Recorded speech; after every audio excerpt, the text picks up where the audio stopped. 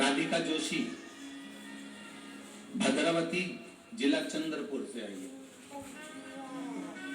कहीं बैठी हो तो हाथ हिला देना। भद्रावती जिला चंद्रपुर। 3 साल से मेरे पैरों में तकलीफ थी। ऐसा कोई हॉस्पिटल नहीं है जिसमें मैंने इलाज नहीं करवाया।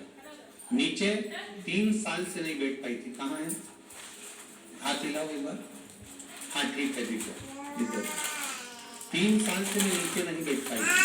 और पहले दिन की कथा में आपने जो वर्णन किया था, उसके बाद मैंने भी मन में सोच लिया, भोलेनाथ मैं कल कथा सुनने के लिए आऊंगी। अगर तूने मुझे इतना बल दे दिया, मैं नीचे बैठकर कथा सुनना चालू कर दूं, मेरा पांव चलने लगेगा, तो मैं तेरी 7 दिन की कथा सुनूंगी। बाबा 2 से 3 दिन मैंने यहाँ कथा सुनी और बाबा की कृपा से मेरे पैरों ने काम करना प्रारंभ करा। घर पर भी मैं नीचे बैठ सकती हूँ और कथा में भी नीचे बैठ। ये शिव तत्व, बैठो बहन, शंभु शिव तत्व ओघड़ी शंभु है।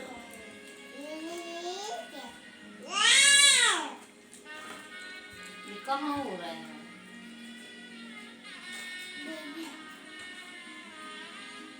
आप जब उसकी शरणागति में जाएं तो आपके भीतर अलग एक ऊर्जा होना चाहिए, एक ऊर्जा।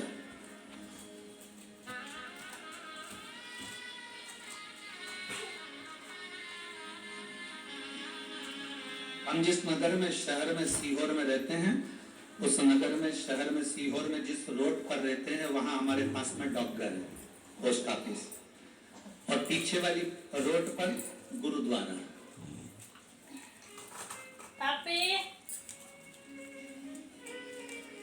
अब जब भी कोई गुरुद्वारे का दर्शन करने के लिए या वहां से जो भी प्रसाद लेकर हलवे का निकलता, और हम भी वहां जाते गुरुद्वारा दर्शन करने के लिए, और जब भी कोई, हम जब नहीं पहुंच पाते, कोई निकलता तो हलवे का प्रसाद हमको दे जाता। अब जितने गुरुद्वारे से आने वाले हम उनसे एक ही बात कहते हैं, दादाजी से मिली आए?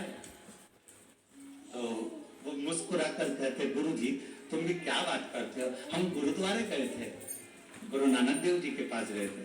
हमने कहा वही तो दादा है, दादा के पास बैठोगे ना तो कुछ ना कुछ तो मिलेगा ना।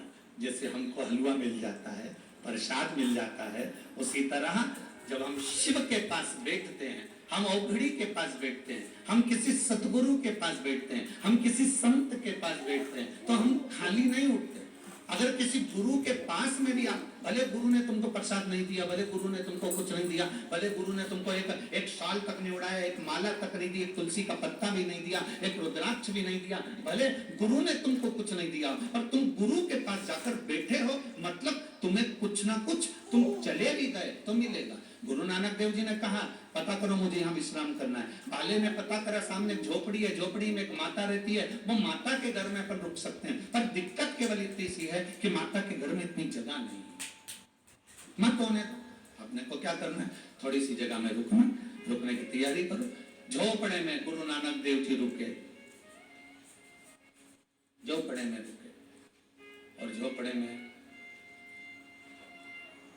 गुरु नानक देव जी रुककर जब वापिस चले, झोपड़े में रुककर जब गुरु नानक देव जी वापिस चले, जाने के बाद गुरु नानक देव जी से बाले ने कहा, आप इसको कुछ दोगे नहीं? गुरु नानक देव जी ने कहा, रुक गए, प्रसाद पा लिया, बस चलो। अरे आप इतने बड़े गुरु हो, आप कुछ दोगे नहीं? गुरु नानक देव जी ने कहा, बाले तू चल रहा है कि मैं जाऊं? गुरु नानक देव जी भगवान का राम नाम स्मरण कर चलते रहे, आगे बढ़े। 4 साल तक गुरु नानक देव जी उस गांव में नहीं गए। 4 साल के बाद गुरु नानक देव जी उस गांव में गए, तो जहां झोपड़ा था वहां महल बना हुआ था, और बाले ने कहा, गुरुदेव यहाँ महल?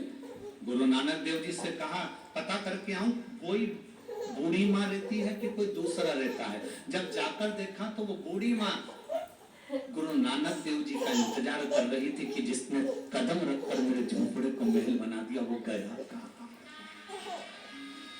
वो गया कहाँ?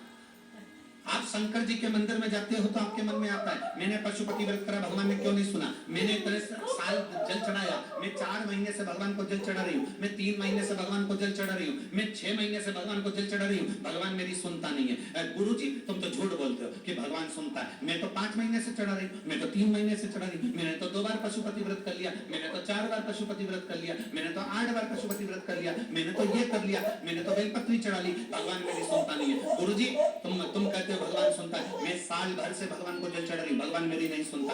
आपसे निवेदन है, गुरुजी ने जल चढ़ाने का बोला, तुमने जल चढ़ाना प्रारंभ करा, तुमने जल चढ़ाना प्रारंभ करा, कोई तुमने पाप नहीं करा। अगर आज तुम खड्डा खोद रही हो, उसको खोदते जाओ, खोदते जाओ, खोदते जाओ, उस खड्डे में पानी जरूर निकलेगा, ये निश्चित है। उसको खोदना पड़ेगा, जाते जाओ, उसके दरवाजे से तुम्हें कृपा जरूर मिलेगी, उसकी दया जरूर होगी, उसकी कृपा दृष्टि जरूर होगी।